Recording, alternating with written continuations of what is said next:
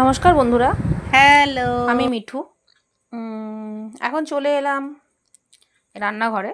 বুঝতেই পাচ্ছেন গরিবের সংসার যেমন হয় আর কি, আমাদের নিম্ন মধ্যবিত্ত পরিবারের। তো এই আমার ছোট্ট রান্নাঘর, আর এই শখের দুটো জিনিস, এক মাইক্রোওভেন, তার ইএমআইতে কেনা। আমাদের ভারতের 90% মানুষই তো ইএমআইতে চলে, আমরাও সেই একই ক্যাটাগরিতে পড়ি।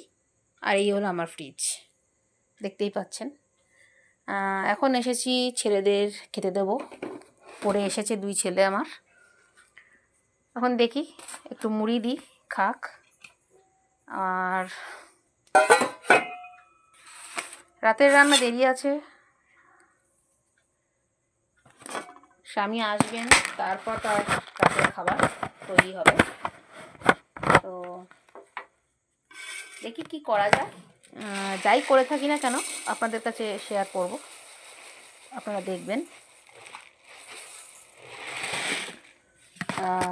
তাহলে আসছি রাতের রান্নায়। এই পর্যন্তই রাখলাম বন্ধুরা।